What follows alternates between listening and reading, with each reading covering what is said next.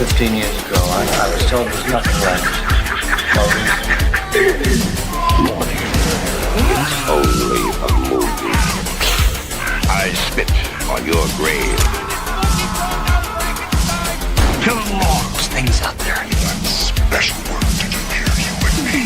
Much too vulgar display of power, Paris. Whatever I have resurrected through this book is sure to come calling for me.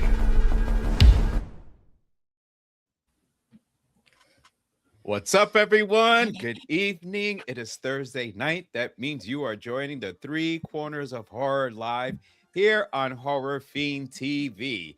And it is Four Corners tonight. We have got the lovely lady with us. So if this is your first time joining, let's just give a quick roundabout so you guys can meet everyone. Lexi, what's up? It's been a bit. You feeling better? Yes, February. Let's not even talk about it. But I'm glad to be back. I've missed you guys so much. And to come back to a romance horror, I was not looking forward to this, but I'm glad I watched it. We'll get into it. Oh, man. I feel I'm going to be like the lone guy on this one here. And of course, the villain, the man, the myth, the legend. JR, how you doing? Listen, man, I went to the movie theaters. I was like, oh, shit. I got the whole theater by myself, which is a good sign. Same time, it's a bad sign, too. I had one person join me. And as I'm watching the film, I was like, really, man? A fucking dance scene? So, besides that, yeah, I mean, before we go on, I got a quick question for you guys.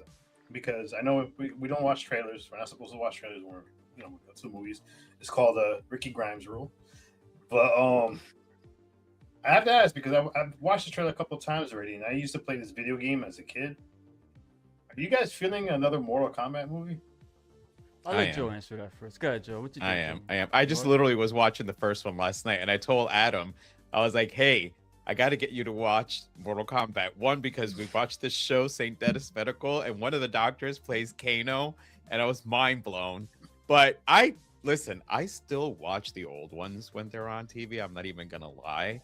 So I know they were one or old ones. Ones. No, I even do the other one. Stop Listen, at the first one. No, stop at the first one. I know. I still, if they play them if I put them back to back, I just let it play. But yeah. I did enjoy, the more recent one. I thought it was probably as looks wise the better one. Definitely the characters were better. So I'm looking forward to it. I told Adam I want to see it in the theater, so I'm definitely going. Yeah. I'm a big Mortal Kombat fan. I was so excited for the first one that came out a couple years ago because my favorite character, Cabal, finally making his big screen debut. Never mind that. I don't want to tell you how that ended. But interesting enough, I saw that first trailer so many times. And then when I go watch the movie, fucking every single thing that was in the trailer was in the movie. Nothing was surprising. They even showed you deaths in the trailer.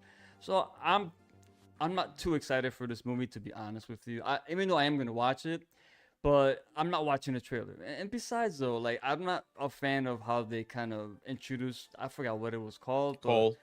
No, we're not Cole Young. That's another thing, too. They introduced from the fucking collection of iconic characters they have in Mortal Kombat. They thought the need to create a brand new original character as your main antagonist, bro, at this entry point for the casual viewer to attach to get introduced to this Mortal Kombat world. They could have picked any old schmo. I don't care who it was, but regardless, it was enjoyable. It was fun. I mean, the fatalities were great. I just a lot of things bugged me about that movie, but I'll check out the next one. Whatever. But Kano was the best part of that film, other than Cabal. But Kano was awesome. I forgot what was the actor's name, Joe? I forget his name because I'm gonna call him Bruce because that's what his name of the show that I fucking watched. Don't worry, though. Kano's back in this one. I mean, that's what pisses me off because Cabal can't come back, but they bring back Kano. Listen, I'm just happy they brought back Kung Lao because that was my favorite. And that's another motherfucker. He died too. He brought him back. Come on, dude, he looked cool good. Wait, why are you? So did you just spoil it for? That's all. That movie's trailer. That movie's old, bro. Oh yeah, this movie's old. It's in the trailer. If you watch the trailer, you see all the characters. I mean, everybody. Yeah. One of the characters everybody was dying to show up in one of the films is finally here, and Rick knows who he is. Everybody likes to play Baraka. So it's going to be interesting how they pull off Baraka. He What? looks decent, but You ever Melina, played any I'm of not. these, Oh, Lexi? boy, I'm not happy about what they did. Yeah, as a kid. I mean, it's nostalgic as fuck. Who's not excited to see it? So, yeah. And the first one was good, so I'm excited to see the If you second guys get a one. chance though, they had a limited series, and I forgot. I think it was IGN used to have it on their website Yeah. of Cast Mortal series. Kombat, and it was Mhm. Michael J. White, and he played Jax. They're on HBO like Max. them. If you have Okay. HBO Max. Those are good. Those are Okay. really It was good. like the web. There was a web series, right? Yes, Joe, you very didn't good see those? series. Mm-mm. Oh, my bro, god. bro. I didn't Yeah, see it yeah. either. It was kind of like, it felt kind of like fan made, but it Mhm. had big actors in it. Well, for the time, Michael J. White, Yeah. and it was more like Mortal Kombat based in the real world. But Mhm. for what it was cool. You could watch that, and there was other chapters that came like season 2, 3. Those are all on HBO Max. Check them out, dude. Check them out. Yeah, check it out. All right. Oh, I thought Lexi, because Lexi No, started. No, I already said it. Oh, sorry. Damn it. The live thing. Well, with that, here comes the motherfucking bride. It is written and directed by Maggie Gyllenhaal, and it stars Jessie Buckley as Ida the bride. Damn it, don't do it again. Christian Bale as Frankenstein, and Annette Bening as Dr. Cornelia Euphorius. And I want to say don't do it because last week when we went to go announce it, we were talking about stuff, and I went and starring Christian Slater, and they were like, no. And I'm like, oh shit, it's Christian Bale. So I wanted to make sure I didn't do that tonight. But yes, we have another iteration, another story from Mary Shelley here. It's another take on a character. With that, actually, only because he did say he has some information, and that way might help with us, especially watching it. And if we have some thoughts on it, I'm gonna go to JR first, but first hit up the comments. What up, Joe? Joe's nice. What up, P Rockzilla? I thought the same thing. When I I first thought the same thing, P-Rock. when I first saw the trailer, I thought the chick playing the bride was Lady Gaga. Definitely Lady Gaga inspired. I kept thinking of the Joker Part 2 throughout this whole fucking movie because of her look. Yeah. What's up? Hey, Hi, baby. Mom. Mama Rose, how you doing, Mama Rose? Thank you for joining us. And Adam, hey all, I really like this one. Though when they did that first dance number, I got worried, but thankfully it wasn't a lot of that. Yeah. I did too. The first thing I asked Joe when I saw this on the schedule, and he saw it first, I was like, Joe, honestly, all I'm gonna ask you, is this a musical? Did I lie? Did I lie? I No, said it nigga. wasn't a musical. No, I didn't. I got worried, man. I'm like, fudge, man. Oh no, me Oh, too. When that man. happened, I'm like, oh Yeah. god, this is gonna be a fun Thursday night. But yeah, JR, go ahead and give us some of those facts that you got, and then also go ahead and go first on the. All right, so this was obviously inspired by Mary Shelley's Frankenstein. However, I want everybody to know that the bride was never ever born in the novel. So if you haven't read Frankenstein, the bride was never created, which shares a lot of similarities with this current film because in the scene where he wanted the bride made in the original Frankenstein novel, he actually put the pieces together. But when he saw Frankenstein looking through the window, the monster, he decided, I'm not going to create her. So in actuality, what Victor Frankenstein ended up doing was he didn't create the bride, he ended up tossing her into the water. So the bride was never created, which I seen, a review by another podcaster, and they were questioning the beginning of the film, the fact that you had Mary Shelley giving a narration, which eventually, as the film develops, you understand this. Mary Shelley's doing her take of what's that noise? Like a thing. Oh, no. I heard something like No, it sounded like somebody was tapping or music Is was that coming cold? Is that cold creeping in, Lexi?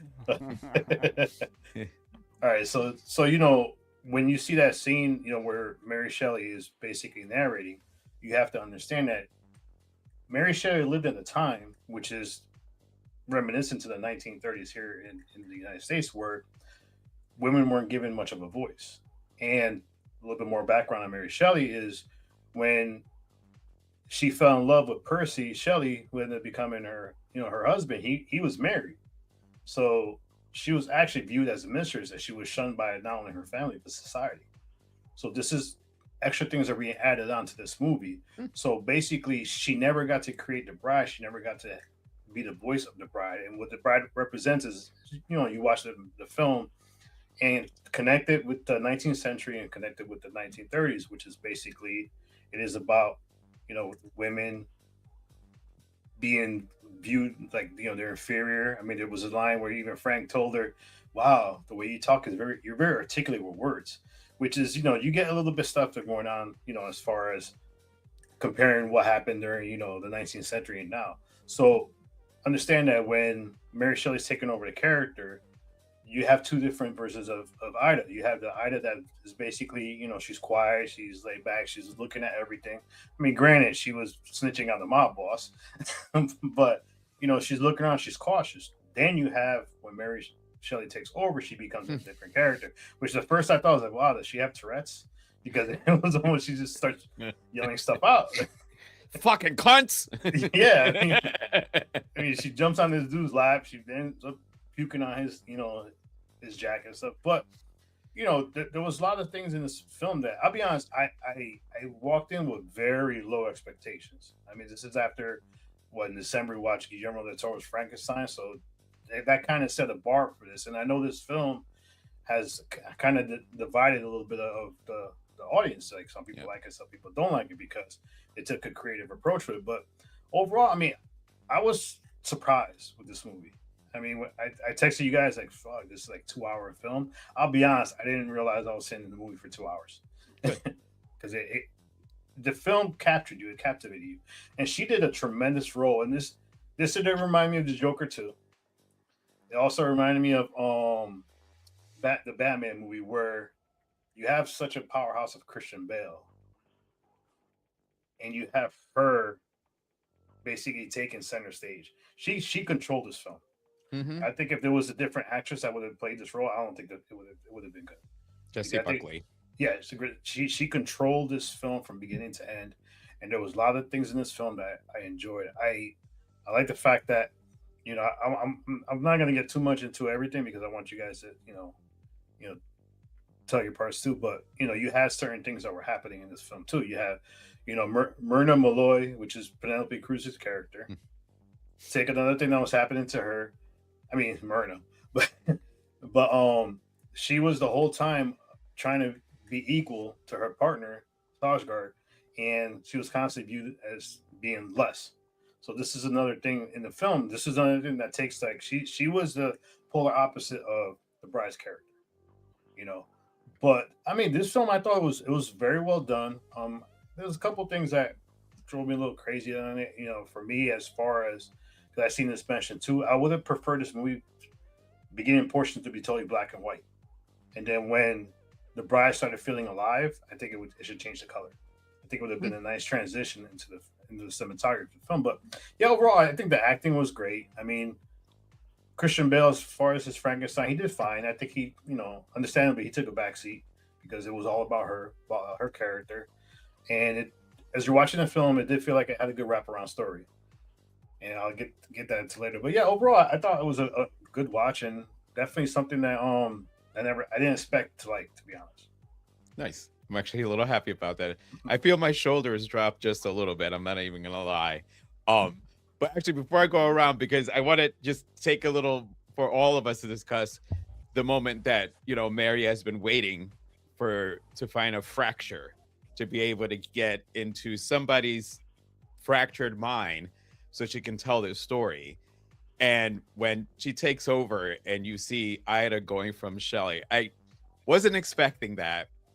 Like the back and forth that Jessie did with the two different accents, because she was speaking one New York and the other one was British, and just her transformation, it was between brilliant but hilarious, and especially because she was a bit more of, that's why I threw out this see you next Thursday word, because Mary was a bit of a see you next Thursday. And so when she she took over, she was commanding. And I especially fucking loved, and the only part I can remember is when they had mentioned Penny. She goes, Penny Pincher, Penny, and she starts naming up. She's like, fuck. I fucking love the idea that for her this to happen is she finds this fractured mind. They become together, but when they come together, it's actually this back and forth. I'll go to you first, Lexi. On Yeah, I am not a big romance person. Like it's the least genre that I like. So when I heard that this was what we were gonna discuss, I'm like, no, my first day back since February. Let's not speak on it. But my first day back, and we're talking about a romance. And so I was dreading. I texted you guys. I'm like, I'm dreading to go see this. And it's 2 hours. So I got there, I watched the film, and I enjoyed it just as just like JR did. So Lexi, yeah. your can kicked in. Before you talk the whole movie, I just wanted you to tell me what you thought about Jessie's performance when she went back and forth just between the two characters. Just that. Oh no, that shit was brilliant. That was brilliant. She did great. Jessie I forget her last name. It starts with a B. Buckley. I almost said Berkeley. But no, she did phenomenal. I thought the whole Tourette syndrome was perfect touch to her character into The Bride, and Mary Shelley and Ida. So I thought it was brilliant. What you right? Yeah, I agree. Like what JR said, I don't think anyone else would have been as electric in this role. I think she took this very silly role, in my opinion, very over the top, but she made it work. She was absolutely the strongest aspect of this film. Well, Jared, because I knew you started saying it, but same thing. We tried not to say anything else you got to say. I like as far as like how that thought of making these two people in one like that happen. Well, and she did it so quickly and so swiftly too. Like, whew, you know what I felt like it was basically she was able to use Ida to say things she couldn't say during her time. So that's the whole thing where she was freely speaking out what she wanted to say because she was like, I'm the monster. This is the bride. Nobody's going to stop me from saying what I want to say. So I like that take of it. All right, Lexi, go ahead. I'm sorry. No, it's okay. I'm sorry. Like I said, I am not a big romance person. To watch a romance, I have to watch a horror to get over it. But when you mix the two, I'm like, so, but I remember texting you guys. I was dreading it. I don't want to see this. It's 2 hours. What the fuck? And I liked it. I was surprised on how good it was. So yeah, I was surprised on how good it was. Ida / Mary Shelley, like she commanded that stage the entire film from beginning to end. From the scene where they're, I think, at the bar and they're making out and whatever. But from that all the way to the very end where she dies with Frankenstein, like she commanded the whole fucking stage, the entire film. As far as the film itself, it was beautifully shot. I think I'll let you guys touch on that. That's your guys' subject. How the cinematography was just beautiful, so eloquent, gorgeous, dark and gruesome at times, especially my favorite scene was Frankenstein protecting, because you guys know how I feel and what my limits are to horror. I was a little nervous on that part, and I think you guys know what I'm talking about. We're in the alley, and I was getting nervous. Yeah, that's my limit in horror. And so for that, I was like this, and then Frankenstein just stomps his face in. I was like, oh my God. And that looked so surreal. I was like, and then they're both like, let's get the fuck out of here. And then just to see their life on the run and them slowly falling in love. And I was like, oh, great. It's getting into my feels. Fuck. So, I mean, again, I enjoyed it. I was surprised at how good it was. The dance scene, I think we were discussing it a little bit before we went live. I was nervous at that part because I'm like, oh no, this wasn't needed. This part was not needed. But then when I think back at it, it was, because that was Frankenstein's character. He watched whatever the film he was watching, and he wanted to fall in love. He was in agony. I think he said in the beginning when he was talking to the doctor, I'm in agony. I hate being alone. It's very lonely. It wasn't about just sex, which is what one of the discussions that they had. He's like, it's not about that. I'm just alone and I want to fall in love and be with somebody. I don't want to live this dead life alone. So he wanted the bride to be created and how they, extract her from the grave. And the whole beginning scene was cool too, where how she died, falling eloquently down the stairs. And I was like, oh, so it's one of those. And a little mixture of like true crime. So, and I love true crime. So I really liked the touch of, okay, the detectives trying to figure out, they're on the run, they're being chased. So I absolutely loved it. Ricky, you want to hit up the comments before we get your thoughts here, bro? Excuse me. Ooh, yep. Oh, no, we boring you? No, a little gas. All right. Adam says, and in the other bride, one of the movie was all about him, and she was barely in it. That's what JR was talking upon. Yeah. Touching upon. So this one let you know what she was thinking, having been made dead under shitty circumstances, then dug up and realized.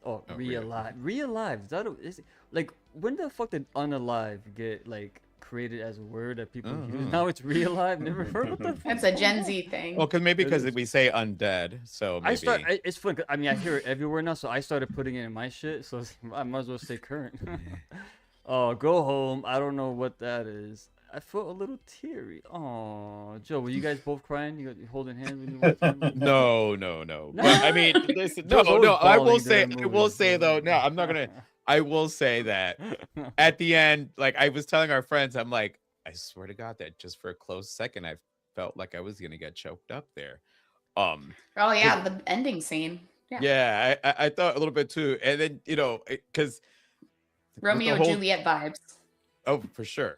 With the whole dance thing, I'm gonna admit I got a little worried on that one too, because when Lexi brought it up, JR's not. So Rick, you were the same thing too. As soon as you saw the dancing, did it like? I just didn't understand where it came from. It felt weird. It was like I was in a fever dream. It was a part of Frankenstein's story. His little touches to the film. I mean, it was a real dance number that somehow all these people were able to come up all of a sudden, which is like it took me out. It just took me out. That part was like, oh, but I get it. It was not needed. What it built to and what followed after that was probably my favorite scene. Honestly, is when the bride started doing that monologue and especially interjecting all the women that didn't have a voice anymore to stand up for themselves, and that was such a great sequence. That was my favorite. And again, I think the whole dance scene, I did not like that. It just felt too whimsical and out of nowhere. It felt like, what's going on? Is this real? Like, anyway, but it did build to something, and there was a payoff, which is good. It wasn't just there just for the sake of being there. So I like that. Same thing with you, JR. The dance thing took you out as well. You know what? It was too long. I mean, it was too long. I rather had I'll give you that. I rather had a longer dance scene when you had Miley Cyrus down in the underground, singing. You know that was like Miley Cyrus. Miley Cyrus was it? She had the green outfit with the green horns. She was in the underground in the EDM concert. I didn't catch that. It looked just like Miley Cyrus. I was gonna check if she was in it, but I was like, wow, it looks just like Miley Cyrus. I checked the cast. I didn't see it. Maybe it could be. Who knows? It was too long. It was too long. And actually, here's the thing. I didn't hate it, but it went. I'm gonna. Yeah, JR, I agree with you. It went just a little too long. It would have been fine, just shorter, because it was kind of, Frankenstein, how the movies that he had watched, and I'll hit up on that when I go to talk. But go ahead, Rick. Let's get your thoughts on The Bride. I found that this movie took a big risk. I mean, big budget for this type of film, A-list cast. Unfortunately, like Warner's gonna lose a lot of money on this, and what's gonna happen is, it's not even about that, dude. It's like what happens is now. I mean, you guys are mentioning there's no one in the theater when you guys go. It's great. I noticed that too, and that's not a good sign because that means no one's going to the movies. I don't know what is that sign.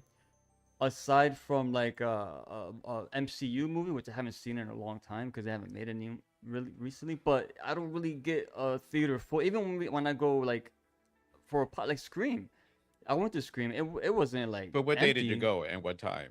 It don't matter. It's just because when I saw The Bride, our theater I was happy to see Yeah, the but amount of you people go that super were. early. I'm talking No, about. we went 4:25 on No, Saturday. I mean, when the movie you went that within that same weekend, I'm assuming. Right? That opens. So Yeah. what I'm saying is, the movie comes out, and then people get either there's word of mouth or whatever, and it just dies. now I That's see what I'm- you're saying. I- So what I happened should've- during the weekend affected what now happens. That's during the scary. week. So like studios are not gonna be taking chances because I thought this movie was bold, very weird and strange, and I love stuff like that. It's not formulaic. It almost like Frankenstein itself. This movie is built from all types of random pieces, and they just put them together into one movie. That to me is a double-edged sword because I love the bride's character, and we're not talking enough about Christian Bale. I think he did really well He did. He did really well in this Yeah. film. He was good too. The way he portrayed the Frankenstein character, the way he spoke, the way he said certain words, that when he was in pain, you felt it. When he would get angry, you felt it, and it was just everything about this character felt real and organic and grounded. They were in 1930s Chicago, and it still felt like he was a part of that world. Like he fit, you know. And that's a testament to just even the makeup was it wasn't over the top, just gruesome enough It was perfect. to show you this guy's fucked up, but he's not like walking around looking like fucking the Guillermo del Toro's Frankenstein, you know. So I did enjoy all that. The aesthetics were beautiful in this movie. I love the way Chicago was filmed, and then going from the other various cities as well. I love the drive-in theaters was a nice touch for the era as well. And the first half to me was so good. It's just to me once the second half came in, that's when it kind of faltered a bit. We talked about Jessie Buckley already, so I'm not gonna waste any more time on that. But the issue with this is there's a lot of side plots. In my opinion, this movie was 2 hours. It didn't feel long, but it was still 2 hour film. They had the side plot with the detectives, for example, the two detectives. Then you got the mobster that collects all the female tongues. Then you got Rats. yeah, it's just, then you all of a sudden we talk about Joker, just like in the original Joker, not Joker 2. She becomes a symbol for like feminism or female power, better yet. And you got people painting their faces like her and doing all types of crime and shit like that. That's straight out of the Joker when he became idolized in a sense, right? Which I'm not complaining about that, but again, to me that kind of went nowhere. Like if they took that out and the detective stuff and this and that, it just made it a tighter film around 140 mark. I think it would have been even stronger of a movie because now you're adding a lot of elements in it that doesn't really add too much to the bride story and Frankenstein story. It's just there trying to add like more meat to the movie when it wasn't needed. And I think that's when the movie to me took that kind of a dip in the second half because I was enjoying it. Not that I didn't enjoy it fully, but I was like, oh man, like I don't care about this character, I don't care about this. I want to go back to this. So Right. Can I add something? I'm sorry, Rick. To what you're saying, that I wanted more from the detective, not the girl. She was pretty good. I liked the female detective. More Penelope? support to your, yeah. More support to supporting women and stuff. But the fact that the other detective, the one that was handing over his badge to Penelope, Sarsgaard, right? I wanted more from his story. I know that we kind of touched on it in his story with Ida, but I guess I don't remember anything he really said. I don't know. But that's I gotta go back another and thing watch about this movie. To me, I hate films that, like, no one, like, let's say the character of Ida, she wakes up, they told her she's in an accident, but to me, she wasn't really asking the right questions. Like, wait a minute, what the hell is going? Why do I look like this? I Like, agree. What is happening? It was like, all right, business as usual, and then again, you bring up the detective. Instead of just him sitting down and telling us everything what's going on, he don't say anything. So they give you little pieces as it goes along. But by the time he's out of the story, you're like, what the fuck? Did you really need to do all that to get where you landed? So it's like, you just wasted my time at this point. He didn't want her dead though, because she was his informant. Mhm. And because being his informant, he feels that's what got her killed, so he felt guilty about it. I get that. No, I like that. My point is, he should have said all that much sooner. So yeah, I get that. They should have waited. Yeah. Instead of dragging it, because they're giving you pieces. Like, wait, hold on. But if he this knows is her, also But what I'm saying is dragging But- the runtime for no reason. Not Like, only like, dragging it, that That's scene all. was forgettable. Like I don't even remember what he said on his part. I only get upset for stuff like this because it hinders films that to me would Yeah. be more impactful if it just was tighter. And this movie it was, to me, especially after the second half, it felt like it was a little bit all over the place. You know, other than that though, I enjoyed it. I enjoyed it. I thought it was a great movie to look at. And the performances, to me, I wanted more. I wanted more of that. Like that was. You guys mentioned Bonnie, Romeo and Juliet. But I kept thinking of like a fucking Thelma and Louise, for example. I don't know why, for some reason. Or like Or Bonnie like- and Clyde shit. Yep. Natural Born Killers, you know, that type of deal with Stop the, it, you know. man. Shut up. You're taking all my notes, man. I'm just messing with you. That just means we all think the same, Joe. I know. Go Next ahead time, and go hit first. up the comments, but no, it's good. All right, what we got? Here we go. No, I got that already. P Rock. I don't know. I bounced. After Yes, there It's was. the tongues. Yeah. Oh no, just no, but that's during the credits. I mean, like after I saw that. Yeah, I guess you know they get the mob. That's the guy from Wonder Man too, and Superman, by the way. and Superman. That, That man guy's is like, everywhere all of a sudden, bro. oh my Yeah. god. He's everywhere. I But yeah. an yeah, asshole too, man. all the time. He's I great. remember though. He's- 2012, man. He was a jerk in 2012. Oh, that's right. He was the fucking guy that just hated it. The He was a Russian. selfish guy, right? Yeah, he was the Russian mobster. Mm-hmm. I think this movie came out too close to Del Toro's Frankenstein. I literally thought this was a sequel to that. It's funny because we talked I about did this for too. the Wolfman. Remember those Wolfman, and then there's was there another Wolf movie that It came? was with Jon Snow. It was another wolf one. Beast Oh Within. man, Yeah, the Beast Within. it's just there. Yeah, I mean, Yeah. Frankenstein is always going to be an intellectual property. This is not a Universal Monsters film though. This is No. more like JR said, the Let me just literary, keep right? deleting my notes here. So, hola familia. What up, Queen? What up, Queen? What's good? Hey. Hola. Hi. Y'all two should go see And- this Queen and P Rock. Go see them in the theater together. As a casual. Yeah, you guys So- should both go see it. It's a love story. You guys could go, you could hold hands and stuff. Queen Yeah, you So- know a lot of females drag their men into this theater to see this Alright. film. Just to give yeah, you guys that's really okay. quick, this movie made globally, including domestic, only 20 million. Mhm. Jeez. It has a budget of 80 to 90 million. That's 90. my point, bro. And 90, yeah. that's bad. And on I top know. of that, though, and I hate to say it, but again, it's not as much as Hollywood tanks on female directors. Once again, this is more fuel to their fire because every time something like this happens, that's what the first thing they blame is who's directing it, who's putting the money into this, what's going on. And But let me ask you guys a question, though. It's not. Because Priscilla watched the trailer and she was like, I don't want to watch it. Do you think the trailer, because when you watch the trailer doesn't give you what the film is really Oh, about. I'm out of which this No. question, though. I- I don't know. I didn't give watch them it. credit too. But I think the way they marketed the trailer, it really didn't help the film. I did see the trailer, and I actually, when I saw the trailer, I was even more excited about it, to be honest with you. What was it the had shit to- on her face, though? What was that? It I know was they The said it chemical was. they so- put in there. I get that, yeah, but- yeah. So basically, because it spewed out of her, they didn't think that it was gonna stain her face. God, So it was crystalline, just, crystalline substance that it just yeah. stains. would it look like that though? I mean, Obviously. this- alright, this- I'm gonna try it. That's fine. So- That's All fine. right. So here's my thing. For me, I'm not on saying I loved the movie. I liked it a lot. And hearing you guys, I liked it even more because it actually turned the three people that I thought were gonna. I was like, God, this is gonna be a miserable night for me. These three are gonna come in here. I'm gonna be Frankenstein's monster, and these three are gonna be the ones with the fucking flames and the pitchforks on me. And I'm glad it didn't turn out that way because then Maggie's vision, and you guys were open to it and you saw it. That's funny What? you feel that way because my first words to you guys was, I'm dreading this film. Before I even walked in, I don't want to watch this. But then I ended up really liking it. I'm like, dang it, I got to say good things because I really did like it.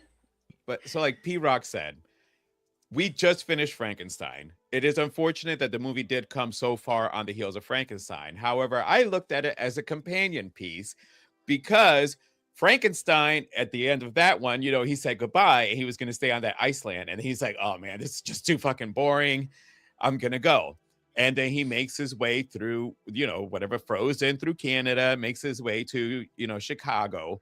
And along the way there, he ends up finding old Hollywood musicals with Jake Gyllenhaal playing, I can't remember the name of the Ronnie actor. Reed. So Jake Gyllenhaal was in here, and I love Jake Gyllenhaal. Of course, she puts her brother. Oh, in and it. also I want to add though that this follows Maggie Gyllenhaal right before this one. This is her second writing and directing movie. Her first one, The Lost Daughter, earned her Oscar nominations as well as the actors in there. So Jessie Buckley was nominated. Jessie Buckley was She's in there, and Olivia Colman. So there's, the studio knew what she did that beforehand. So it does suck, like Rick said, because it kind of adds more fuel, but it's only because, listen, it did give a little bit on the feminine side. It had, as Rick was saying, thank God at least you didn't say one of mine. But yes, I heard about the Joker 2 and Joker. I don't want to hear about it. I still haven't seen them. Shut up, guys. But I saw DC guys. I saw DC Bonnie and guys. Clyde. I saw Natural Born crazy. Killers. I saw Bonnie and Clyde. I saw Natural Born Killers, and I saw Sid and Nancy. All movies that I love. And yes, Jessie Buckley, she fucking kicked ass. She's up for an Oscar now for a movie Hamnet. And I sat there. Yeah, I too. If now that JR mentions the good point, I think if the dance sequence would have been just a little bit shorter and not as long to not take you out because you're so good, and then you get there and then you're in there a little too long. You're kind of like, all right, so what's going Back on here? to running away. Yeah. But for me, the other part I liked is the fact that, as far as, Ida finding her voice and then Shelley telling her, I'm not going to give you a name, you're going to pick your own name. The movie starts with a woman being reanimated to be somebody's bride.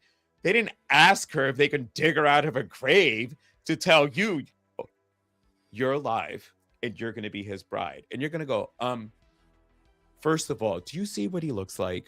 Can we discuss it? You just reanimated me to tell me that I'm going to be the wife of that? I mean, she didn't question it, bro. give me something better. Thank you. I was going to say, it brings it back to the next point. Hold on. But Mary Shelley's in there. So Mary Shelley wrote Frankenstein. So Mary Shelley, this is a continuation of her story. So that's why she didn't question it, because, I'm pretty sure if she did, Shelley goes, shut up. And she goes, okay. So, there might have been conversations going on in the head as opposed that would to have been a nice touch. the vocal. Yeah. But this is where that's the way I looked at it, was the fact that Shelley wrote the story. So Shelley's saying, this is my Frankenstein. But Annette Bening was fucking awesome. Annette Bening, I think she said to her, is this about sex? And can you just go fuck somebody else or something? I'm like, Annette. What was your name again, Joe? What's your name again? Cornelia Euphornius, which sounds like. To Adam's comment, I'm glad she was in it too. She was the mad scientist, wasn't she? Yeah. She was awesome. Yeah. Well, and again, it showed you at this point, the only person that had continued basically Victor's studies was a woman.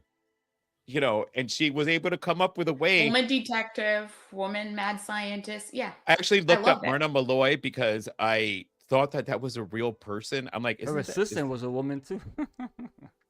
Oh my God. So you want to hear something funny? I knew that Penelope was in the movie. So I'm waiting for Penelope to show up. And I'm like, when is Penelope going to go show up? Well, here's the thing. So I thought that the maid was Penelope Cruz under makeup. You know who I thought the maid was? To show you how more messed up that was? I thought when she was talking about she tried to bring back her husband, that she put her husband in the maid outfit. I thought that too. Especially the way that towards the end, especially. She was weird looking, yeah. I liked her character though. As a detective, she gave me Carmen Sandiego vibes. If you've ever, a little bit. She gave me Carmen Sandiego vibes. Have you ever heard of that? Yeah, I think of course. it's like a game. Well, she's based on 30s Chicago, yeah. So that's what she got that look, that's what it reminded me of. I'm like, oh, okay, Carmen Sandiego. But yeah, I mean, so for me, that's what I took this movie. It was a companion to Del Toro's, because you got Del Toro's again. Yes, he followed the book, but he did his own iteration. Maggie took what little screen time the Bride of Frankenstein, or actually the movie, because she also took inspiration for the Bride of Frankenstein. but she gave us her own vision of it, and I didn't hate it. I liked that it took place in a little more current times because it just added more levity to Frank being so lonely, because I think it was 100 years have gone by now, and it's 1938. The way that he calmed all the feelings he would have is to sit in a movie theater and watch a movie by himself. Which I think that when Rick was asking me questions, I'm like, and I think that's like the one thing I had said, like one of the things I had when we were talking, that we were a little buzzed towards the end, but I had mentioned about, and I like that Frank found something else to help him with this loneliness, but all it did was create even more loneliness. So when you got the little dance routines in the movie, I kind of just felt that was, because we're now in Frank's world, but the bride fought it all along. And what I liked it was at the end, she realized she became the bride because she wanted to be with Frank, not because you woke me up and told me I'm the bride. She became the bride because they fell in love. Yes, it was a love story. And yes, when they helped each other out, when he fucking California curved him, I was like, damn. Could the movie use a little more gore? No. You know why? Because Del Toro's didn't have a whole bunch of crazy gore. So, I mean, I really enjoyed it. I'm with Rick. I think that if people probably wouldn't just give it a chance, go to the theater and check it out, because you might be missing out. And some movies are really good on the big screen, and the film is beautifully shot. There's just, again, it's original. It's original, man. It is. For sure. Listen, whether you liked it or not, you have to appreciate the big Aaron Judge type swing that Gyllenhaal took and put in this film together, because she could have easily just wrote this as the old movie, basic, simple. Oh, we got all these actors. Let's just make a love story. Like, they made like this character of the bride so like entertaining, and you just couldn't take your eyes off of her, and that's important, because that's your main antagonist. If you don't feel that, especially when there's a lot of Frankenstein movies out there, the one thing, no matter what happens, you cannot take this away from her. There is no other Frankenstein type of film that is like this one. Nope. Whether you like it or not. 100%. Nope. It's weird. It's bonkers. It's kooky. But it's her own, and it's out there. That? So, well, you know what happens?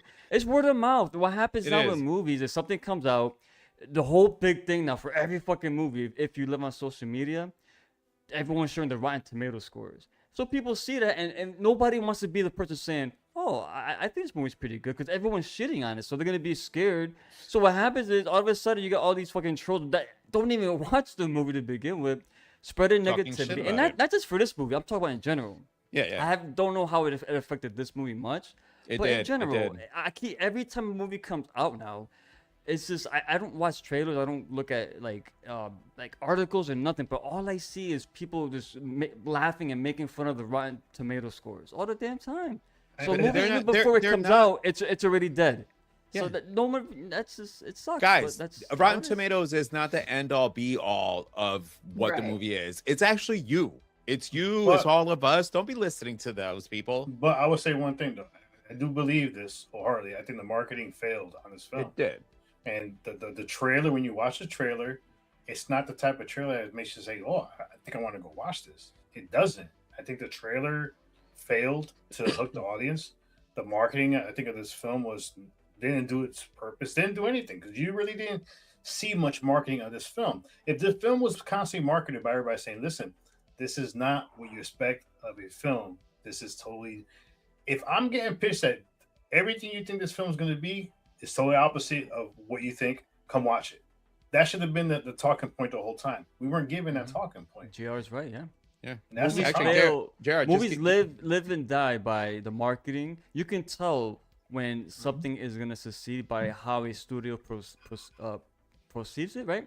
Look at Wonder Man, for example. Wonder Man, for example. Marvel wanted nothing to do with that. They didn't promote it. They didn't market it. They dropped the entire series on, just like they did with Echo and Miss Marvel. They didn't care. Movies like this, they do test screenings. They get bad feedback, and immediately, oh, We're not gonna Yeah. pump no money into this marketing because we're done. We're flat. They give up. They give up before the movie even has a chance. So when GR says that, 1000%, that's true. If you look People at be- a movie like Smile, for example, last thing I'll say, let's Smile. The marketing for that, genius. They just picked a bunch of random people and sent them to like a bunch of sporting events Yeah. and like social junctures, and they got people just sitting in the crowd just smiling, doing nothing but smiling. You know what I'm saying? Like that's it. That's the market. So that goes all over social media. It goes viral, and people are like, "What the fuck is this? I gotta see what's this about." And it creates intrigue. A lot of these big studios, they ain't doing anything like that. They just do a trailer, and the moment they start getting a little nervous, they bounce out and go on to the next project, and they leave this one to die. That's the Oh, problem. that's sad. Yeah. All right, Jared, I was gonna say, Jared, go ahead, keep going and give us your score. Well, the funny thing, there's a couple things too. Is like, when Mary Shelley wrote Frankenstein, the way her life was going, just to give you guys a little bit more, is one, she's shunned by her family. She lost her mother. She had 5 pregnancies. Out of 5 pregnancies, only 1 child actually lived to become an adult. So this is basically about loss, about feeling alone, feeling abandoned, constant rejections, and feeling like like you have to do something to live. Well, I think this film faltered, and I'm not. This is just pure honest because I think this goes to Rick points too as well. You start the story with this whole background about the mafia, this mob boss, and the rest of the movie is loose. There's no real circle back around to this mob boss.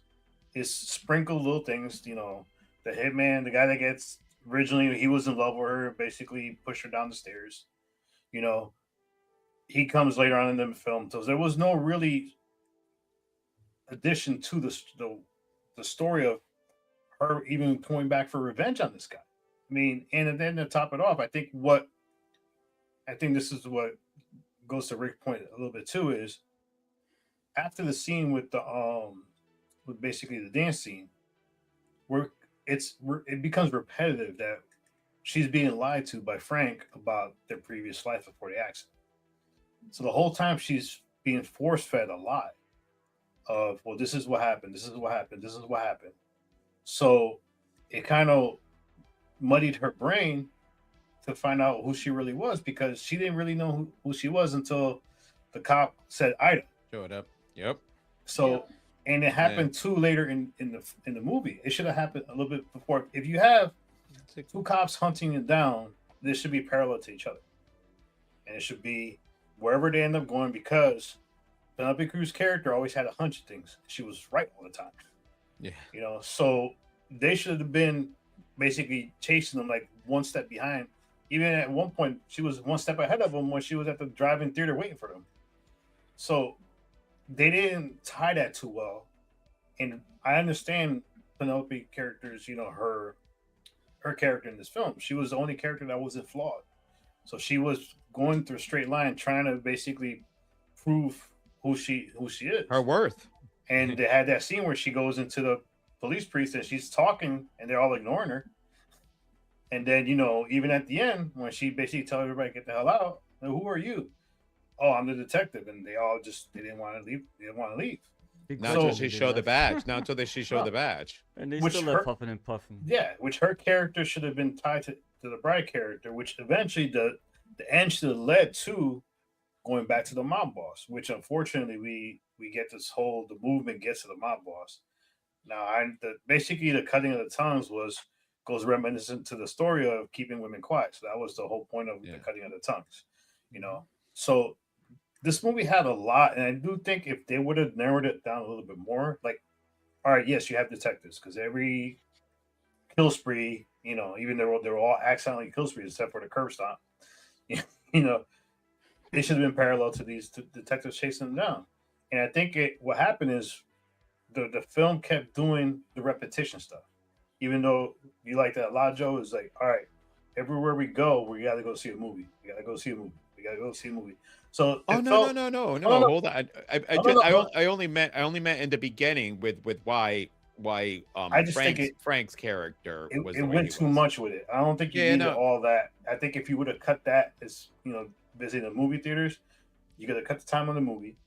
you could have probably gotten this movie to like an hour and 35 minutes. Yeah, with especially cut- and after Frank saw how much of an asshole Ronnie Reed was. I would have been, fuck this guy. I'm watching Well, his yeah, movies no more. but at the same time, focus on the whole thing. Where I think the reason we didn't get the bride asking the questions is because we didn't have the time and with the scenes with them asking the questions because she was constantly told a lie from the Wow, get I go. forgot that Mary Shelley's also the narrator of this movie in a sense. Yeah. So Yeah. Yeah, Yeah. so it's one And of I those think, things. and this was also, I think, in a matter of days. Also, I don't think it was like a It was a long couple period of time. days. No, Though. they went Like, cross-country, They, but went, they they went cross country. Oh, No, It was a well, couple they went. days. No, Chicago to New York is not that far. Yeah, it's not that far. No, but then they Not went that down far. to Indiana. They were down in they went to a couple spots. They didn't go straight to like Chicago Where to did, New where York. did it end? And They went was to a it- was couple it- spots. in They New ended up York? going to Niagara Falls. Niagara I mean, Falls. they were like all over. They were basically all over like the Right. The Midwest. spots that the movie, the spots that the Midwest. Reed guy, Yeah.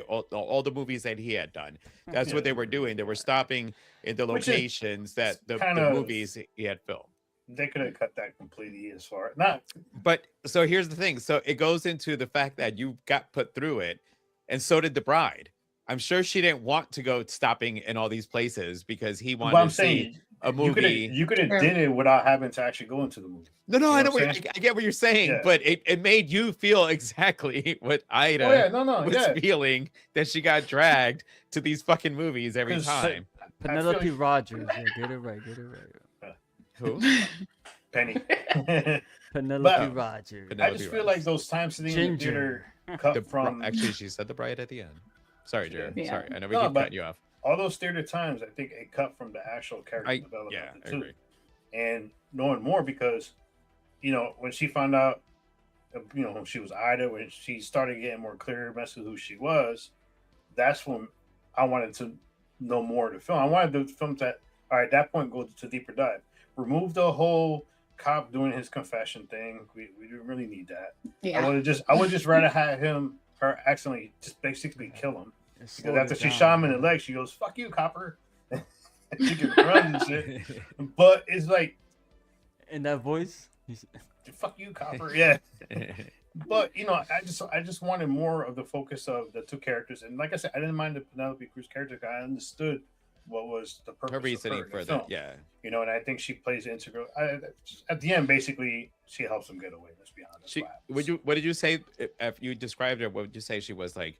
Perfect, or there was something when you described her? No, you used the word, she was the only character that wasn't flawed until the end when she made the decision to help Because out. he got- I know, because and it's a culmination of the. I just wanted. I'm only highlighting what you had said about her character because at the end she made this decision because that she was still kept her, But her character was always about making the right decisions. So and she made the right. So even it's- at the end, the decision that she made, other people might have gone, well, all of a sudden this. No, she still kept to who she is. Oh yeah, and she became what the bride. Her bride, basically, the bride started a movement, and Penelope character was basically here's a person who was part of the movement, who didn't rattle.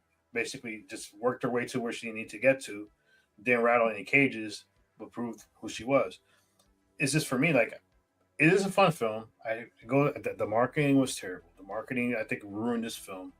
The studio should be basically ashamed of themselves for this because you had the potential of a great film that took a different creative approach.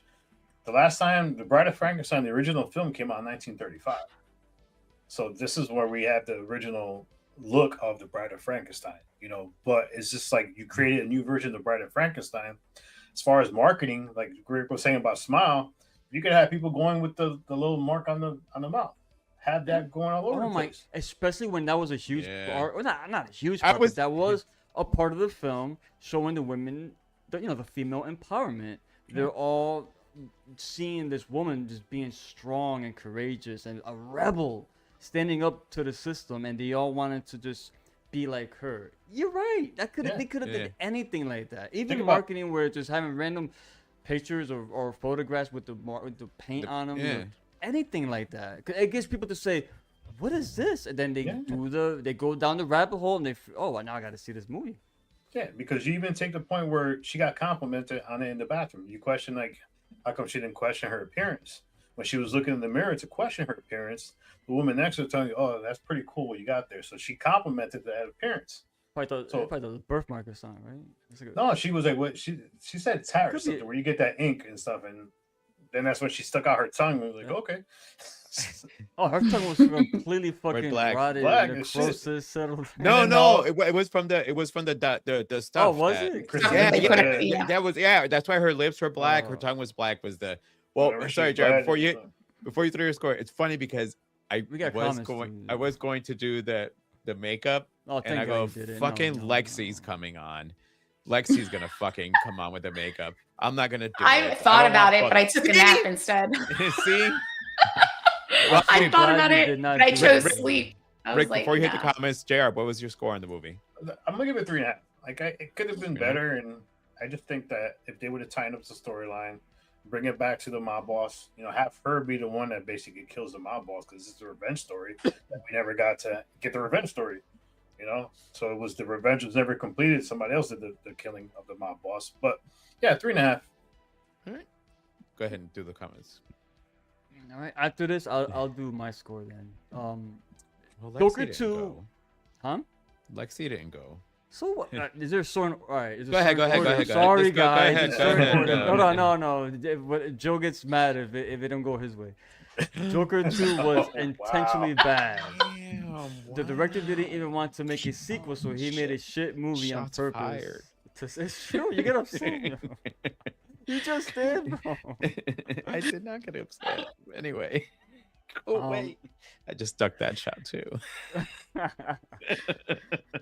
Hold on, I'm sorry. P. Rockzilla, Joker 2 was intentionally bad. The director didn't even want to make a sequel. Todd Phillips, yeah. So he made a shit movie on purpose to stick it to the producers and people who made him make the sequel, just like he did. I read about that.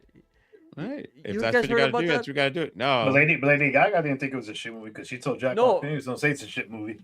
Yeah, because what happened was even when the movie was coming out, Todd Phillips bounced. He left the country.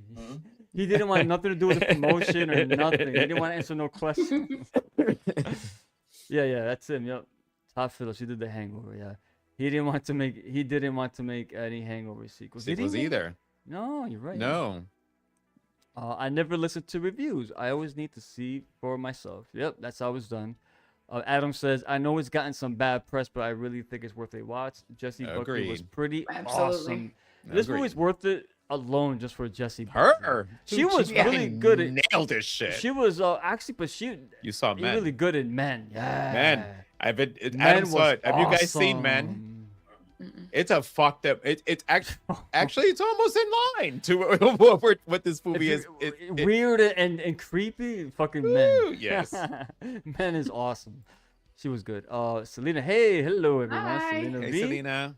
was good. Hey. This movie was fire. The Bride reminded me so much of Lady Gaga. Yeah. That's the What, problem.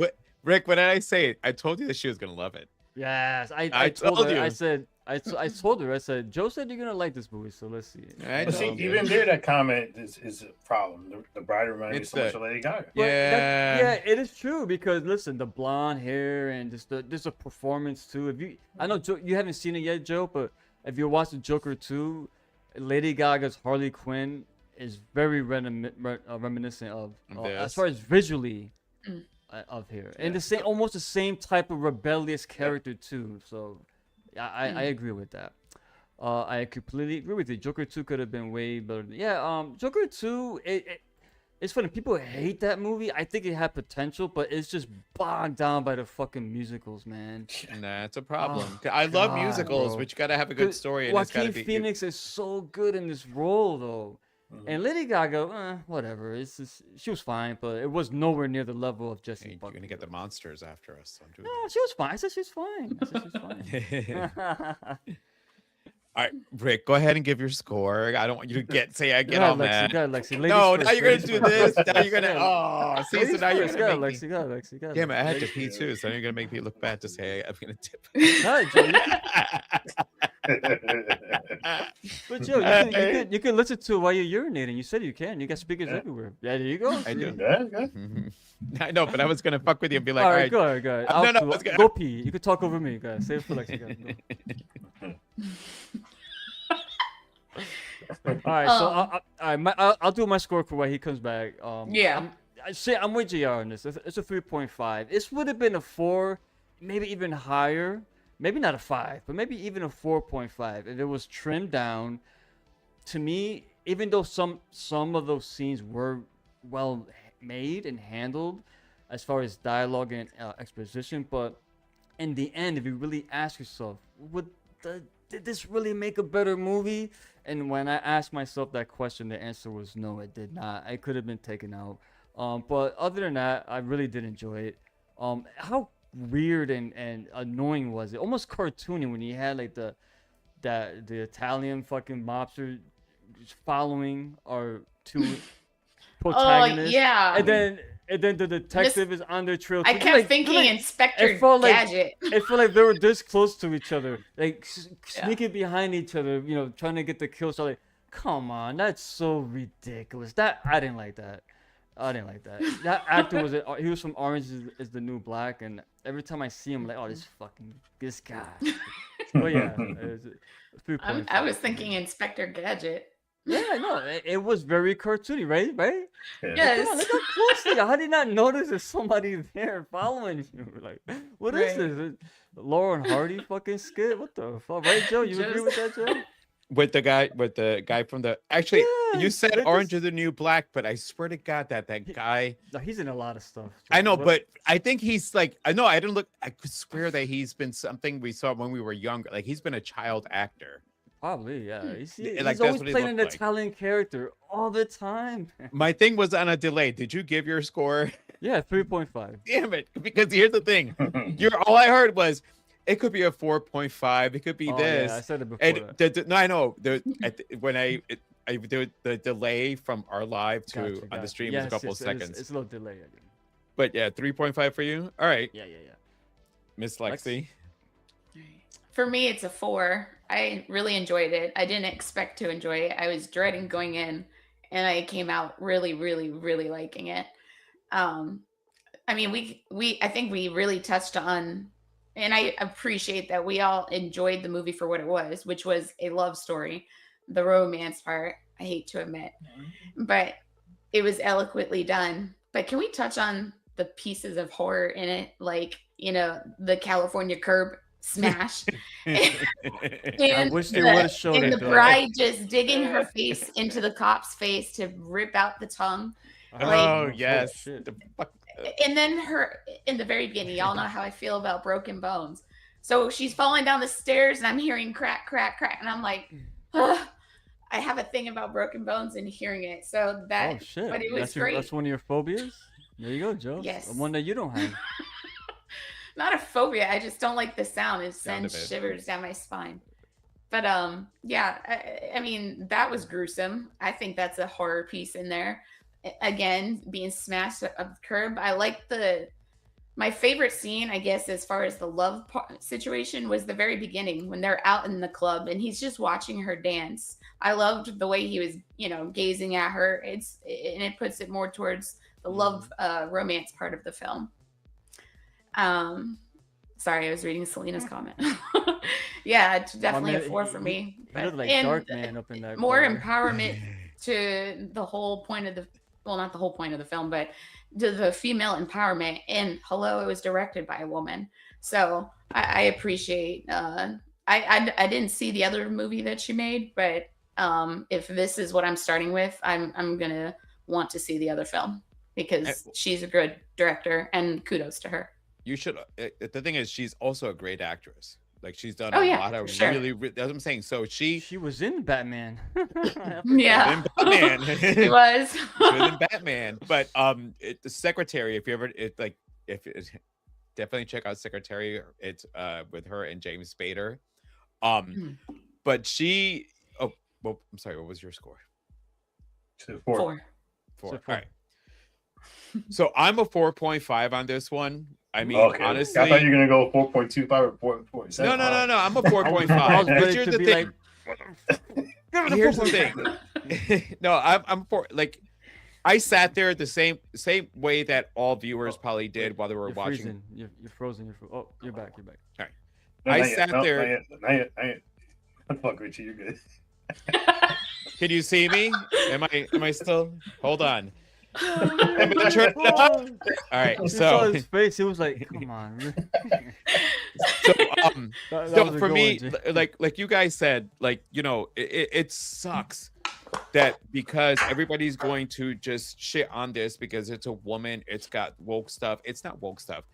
I No, thought I don't Rick brought up when she was sitting there and she's talking, and all of a sudden she's looking at all the women and she is saying what they're all thinking. Like all the people in there, there was a little supernatural part. All of a sudden, Mary Shelley and Ida can read the minds of all the women that were sitting in there. You know what? It's okay for that to happen. All the movies that we watch, I mean, a lot of them are male written, catered certain ways. Every once in a while, you deserve something different. And sometimes, unfortunately, when you want to give it from a woman's, and I'm sorry, let me rephrase that. When you want to give it from a woman's perspective, you do need a woman's perspective in there, because a man Absolutely. cannot write a woman's perspective. So this movie, I will say it'll be a cult classic. Give it some years. It will definitely be a cult classic. I think that the dancing sequence will turn into kind of a way to not make fun of it, to make like bring a little love to it. Because again, when I watched Frankenstein from Guillermo, you know, he wanted to be with somebody. Like the whole thing was about loneliness. The whole thing was about wanting to be with somebody. And the Ida character was a character who had put herself in a life where she was dealing with seedy mobsters, was probably doing some really fucked up shit, to be honest with you. Then she became an informant, which means that she's got to put herself on the line even more to be left to the, whatever the terminology is, the wind, or by the detective, you know, and she ends up dying. What I thought was really, really fucked up, and then it actually added to the brilliance, is Mary goes, I found the brain I'm going to go into. And then she goes into her, and fucking Ida dies.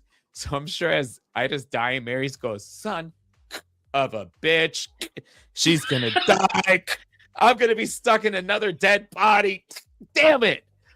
And then the whole knock knock, as a psychologist with the psyche, I loved that too. When Mary went to get to Ida, she would go knock knock. When you want to tell a friend, when you want to tell somebody like the truth, you go knock knock. You need to listen to me. You need to hear me. And when Ida accepted, or actually chose her name, and she had said knock knock, it was her time knocking on Shelley. And she said, what is your name? And I said, The Bride.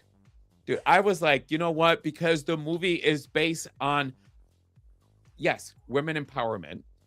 Women, you know, back in the, as I think JR was saying, 19th centuries.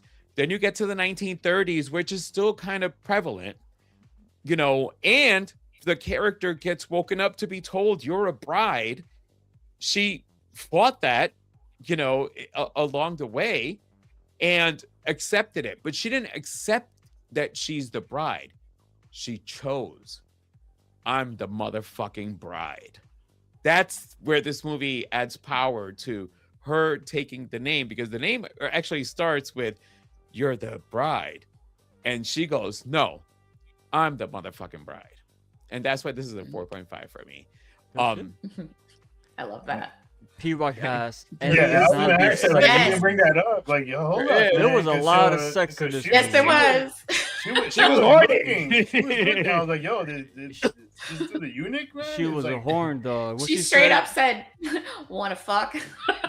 Oh my God. Like, I was worried. you want to fuck? Yeah, and I was worried Yeah. when she went to go open it up. I was like sitting there going, dear Lord, I hope Victor gave him That's what I thought. I was like, like yo, a this- big one, so she doesn't go, oh, it's little. or like, really? You really? I'm gonna marry you? You ain't got At nothing first, I on thought there? he didn't have anything. I thought he was That's castrated what I or something. thought. I thought that too at first, and all of a sudden she's like, oh, and I'm like, all right, bravo, Victor. Didn't she? Was she told the lady in the movie theater like something about a wet pussy? What was that? Like, jeez. Oh, Oh yeah, yeah. no, it was like, it was Got a potty definitely mouth on you. A couple All right. things up. Sorry. Um, Yeah, go ahead. when the original Frankenstein was written, it was published as an anonymous author because she couldn't put her name on the book. Because one, she was shunned, and two, at the time, women weren't basically they weren't writing novels. Then the second time, the second edition was published, and her husband's name, Percy Shelley, was put on there. He was a poet. So it wasn't until the third edition of the book where she actually put her name down, and to show that was proof of her work, she actually brought she edited the original novel that came out just to show basically that it was her work, and she had the manuscripts to show everything that was edited. At the same time as when in the 19th century, the women were treated, like I said before, as intellectually inferior, legally considered subordinate to men, which I think this is where it got lost in translation as far as the dance scene, as the women were the one that came out, started dancing with him, and they were the one that joined him. And the bride to dance, it was just the women. You see the men circling the room, wondering what the hell's going on. But yeah, that's it. I mean, it's just one of those things where there's a lot of backstory of Mary Shelley herself that comes out in this film, and you have to understand it from that point. Yep. And I think once this hits the streaming services, is where you'll see most people watch and be like, "Fuck, I should have watched this movie."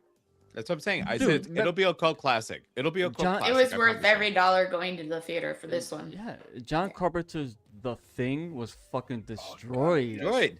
And look at As it far now. as when it first came out review wise, imagine that shit. The fucking Thing, not a cult classic, a classic, That's it. bro. Actually, And yes. Yeah. It was The It classic. went, critically but the thing is, maligned it when that went, movie it went came out. cult classic to become classic. That's the whole thing, though. Yes, That's yes, the good one that. shout, good That shout, is good the shout, one yep. that's the whole thing, though. It went cult classic to become a classic. Joe, you're right. So before we go, I do have. No, somebody's heart was That was beating. Lexi. I Lexi, know. what the fuck was No, that? no, that was. I'm not Rick. doing it. What did I we- heard a heartbeat too. Before we go, because only Someone's because ha! like Rick had mentioned something when he was talking. You know, you're gonna have people still. We Bram Stoker's Dracula. A lot of what's the big one that the director, the one that everybody talks about, is like basically. The one with Gary Oldman and Keanu Reeves. Oldman, Yeah, Gary yeah. Oldman, What's yeah, the yeah. who's the director? I forgot the director. See, okay, Why good. is I it- don't hold feel on, so hold on. bad. I don't feel so know bad. this, and I because don't he feel so asked, I bad. went blank. But here's the thing. All right. So what I want to just really quickly around before we say goodbye. Do you still want old classics, old literature classics to be done exactly like the book? Or would you prefer fresh iterations, just the way that The Bride was? JR, as you know, the future writer here, hopefully we'll get some novel from you. I'm going to go with you first. Would you prefer that from here on out, do you want the movies to follow exactly like the book, or do you want a fresh iteration on it? I don't mind if it follows the book, but at the same time, I don't want to see like the werewolf done into like 100 years from now, where it's like sci-fi, there's tech and stuff like that. No, I it's gonna be do there. think that if they fall during a certain time period, that I'm all for that. Like I thought it was different doing it in the 1930s, but if this movie was done in the 1980s, would it be the same? No. You know, so I think it's Absolutely not. it's depending where you put the film and what time frame. You know, fortunately, this film, like a Frankenstein, has to fall within, I would say, the 19th century till the 1930s would be perfect. You know, Yep. the Wolfman, you could do any time period, to be honest. You know, Dracula, same thing. I mean, it depends on which folklore stuff, but you have to be very careful. You don't want to go too crazy, but at the same time, like I always say, is make it your film. Make it tie in basically the background of the story, but make it your film. If you don't make it your film, if you try to, you know, go over everything, I mean, that's why I think made Frankenstein, Guillermo del Toro's Frankenstein so good, was the fact that he allowed to go back into the time when it was created, gave us what he ended up doing, gave both perspectives from Victor's point of view, from the monster's point of view, to show us who the really monster was. So do the film with a purpose. Don't do it just to do it. If you Right. do it just to do it, what happens is we get that crap. Was it the Wolfman that we fucking went to the movies to watch and shit? Had nothing to do with the fucking Wolfman, and ruined the whole fucking film. I love the fucking house. Ruined the whole fucking thing. or like what's the Guillermo del Toro, which I love Guillermo del Toro, but the one he did with the Wendigo, been great Wait, film. what's that? What movie is this?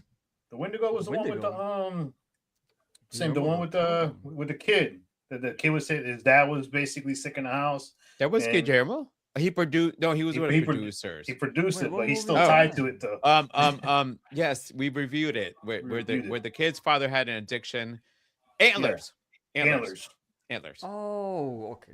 That's about the Wendigo, but Yeah. I totally ruined that. But tied to the folklore stuff, but make it your own. It has to be done at the right time. All right, Lexi.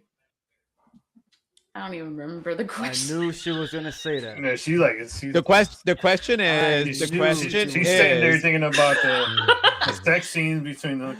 And I'm the one that gets spacey. The question was, I just had a THC drink, okay? taking classic literature, do you want the next following movies for them to follow the book, or do you want fresh iterations of it? I like that it was a fresh iteration. Don't you think this was? I like that it Yes. was fresh. It was from her point of view. That brings it back to my point. Kudos to the director. You can tell she had every part in this film. You could tell it was from her point of view, her perspective, through her eyes. She is Mary Shelley. So, like, yeah, I like that there was fresh. Rick? Yes and no. I think you need a balance. You need a mix, because if it's everything is so out there and flipped on its head, it's gonna lose the impact. It won't be as special. I think we do need classic monsters movies. Like, for example, I can't believe there isn't the creature from the Black Lagoon. I don't know. We got so many. Oh, there he is. There he is, right behind you. Right there. He's coming. He's coming. That's Don't my you guy. worry. He's That's my coming. guy. He's They gonna be in don't- 3D. You got the They'll do Wolfman, it. Frankenstein, Dracula. You got even the Mummy has more movies. It's coming back We're out. doing that one. Creature. We're doing That's that coming one. out in April. Anyway, I think there's room for films like The Bride with exclamation point, and there's also room for movies. Bram Stoker's Dracula, by the way, I checked. Francis Ford Coppola. was the Coppola, director, thank yes. you. I knew it was a big name. So I think you can't. Everything can be unique and far fetched out there. You gotta have your classics, but then you gotta have people taking swings, because again, like JR said, not everyone can take that swing. Look at Wolfman. We don't want a whole series of films like that. So as long as they're good, there needs to be a balance. I still want the traditional classics. I still do. Done well, because we haven't had a really good, for example, I just mentioned the Nosferatu creature. might- We got Nosferatu, yes. Might have been, Again, one of the but last ones. It was still traditional. That movie was Yeah. still traditional. Yeah. I mean, the only thing that they switched up was the look of our vampire antagonist, but it was still the traditional story. Now, this film was completely like bonkers.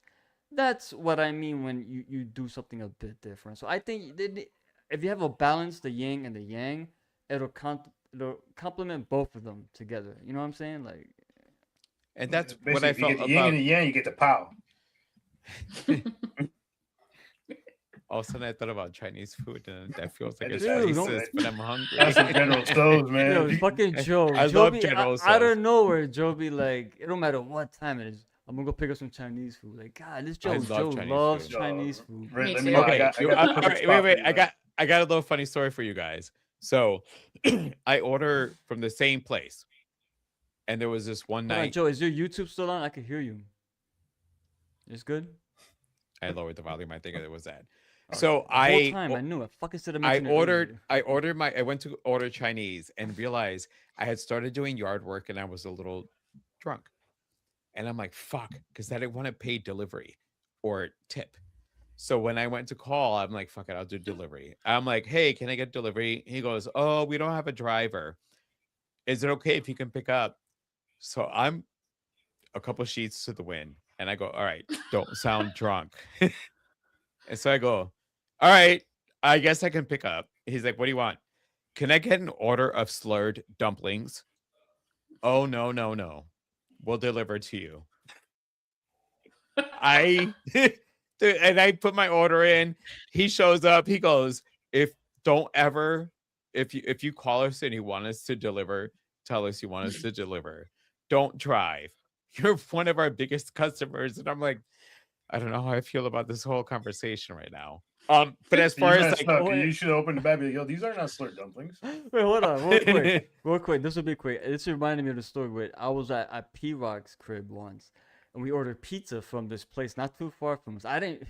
We were so fucking nice. It was like just a few like houses down. The fucking delivery guy comes out the fucking restaurant. He walks it over to our fucking house. He walks it over to his house. The guy was like, "You motherfuckers are lazy as fuck." Here's your fucking food, bro. Before I moved down to Florida, my last winter in Connecticut, the last winter in Connecticut was the blizzard of '98, and me and my roommates went to order Chinese, and they were across the street. They were like, "Can we get delivery?" He goes, "What's your address?" He goes, "You're across the street." I'm like, "Yeah, we'll meet you at the door." So, but as for me, as far as the question, I am a huge fan of the classic. What's his favorite order? That's P-Rock's favorite order.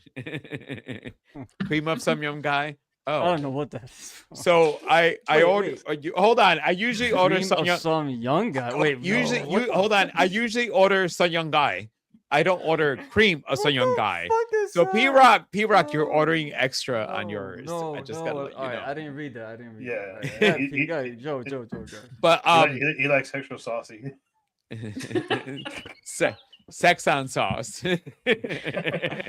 Joe likes sour cream on his tacos. No, I don't. No. And y'all have reached my level. It makes it cold. It makes it cold. It makes it cold. Who cares? No, it makes it cold. GR, you like sour cream on your tacos? Your Supremes? Oh yeah. Hell yeah, bro. It makes it cold, I cannot man. eat tacos without sour. No, it makes it cold. Good balance, man. Anyway, we're not talking about this. Is not sour. All right, here's the trick. You leave any condiment you're gonna use, take it out the fridge for a few hours, let it get room temperature, because you know you're gonna use it. Come on, man. Hold on. So if I order my tacos to pick up, they're not gonna have sour cream. When I bring home and I go to open it up, I put fresh sour cream on. There's a difference. Is it warm or is it cold? Cold.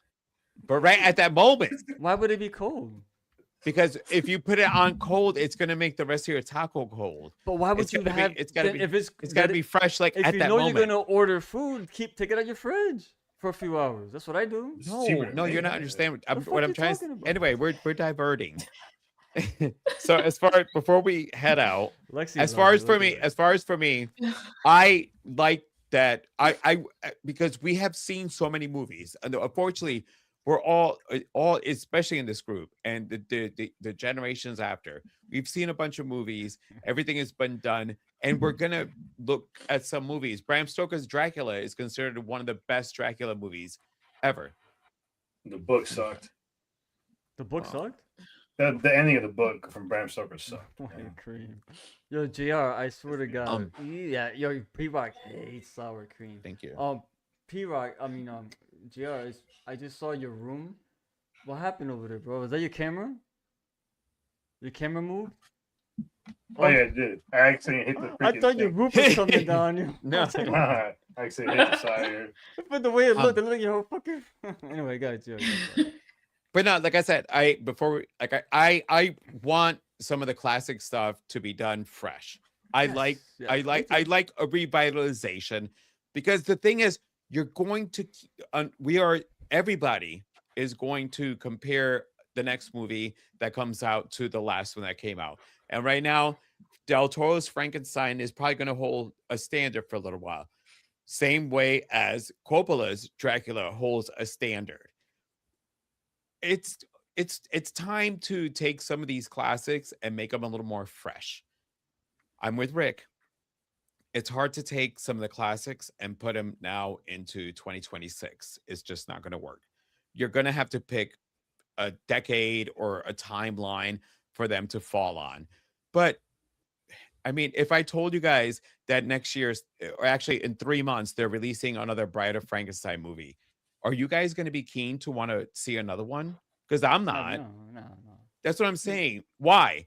Because it might follow to the Hollywood, like Rick, it's not. This wasn't a Hollywood monster type. So maybe the next one they might want to do Hollywood. No, give us something fresh. That's all I'm gonna say as far as that. So the next episode is going to be a retro review. Lex is feeling nice. Lex is feeling nice. Look at Lexi. Look at Lexi. She's like, Lexi and I are on the same level, like fresh sour cream. Fresh. It's gotta be fresh, man. It's gotta be fresh. It's gotta be fresh. It I'm can't be still lost old. over It can't be old, warm sour cream. It's just not good. Who said about warm? Anyways, we're not talking about sour cream anymore. The next episode, it's a retro review. And actually, it's funny enough, it's not a retro review for like me, Rick, and JR. It's a retro review for like Lexi's generation. It's a 20th anniversary of the remake of The Hills Have Eyes. For that one, Mark from Mark Loves Horror, that music just got really loud as I was talking, is joining us. So with that, Ricky, llévanos pa casa. Look at Joe. Look at Joe. Joe's nice. All right, everyone. Thank you, everyone, for joining us. Everyone in the chats, Lexi, JR, and Joe. We'll see you on the next one. So The Hills Have Eyes, Joe. We're talking the original Wes Craven, right? No. No. 20th anniversary of the 2006. Okay, the Aja film. I said it's for you young people, not us older ones. I was wondering when you were going. We're giving you young people a retro review on one of your movies, only 20 years old. But you know what's bad about that is that movie feels so fresh to me, and the fact that it's a retro review is fucking scary, bro. That's what the awesome part of us doing that episode is. Yeah, I feel old all of a sudden. You should watch the original one, then you will feel really old. Wait, Lexi, you're gonna wait. Lexi, have you seen the original Hills Have Yeah. Eyes? Yeah. The OG. Yes. All right. Remember Joe Mars? You like Mars teeth, Joe? Mars. Wait. And for the next episode, This is for the next episode, Joe wants to know what are the top 10 sour creams currently on the market. There you Which go. one's We better should do served that. cold? Let's do it. Oh my god. It's fag A. It's actually it's true. It is fag A. I do like fag A sour cream. Fag A. I don't know. It's Fagee. You can buy it at Target. He don't like sour cream because when it gets on his lips, he don't like that look, yo. So. No, it's on the beard, man. You don't want the cream on your beard. My brother man. didn't like mayonnaise because of that. He didn't like the look on his. Anyway, all right. Anyway, thanks. You got rabies and shit. Joe, be good, stay healthy, drink some beer, water, whatever you gotta do. Just don't watch shitty horror movies. See you in the next one.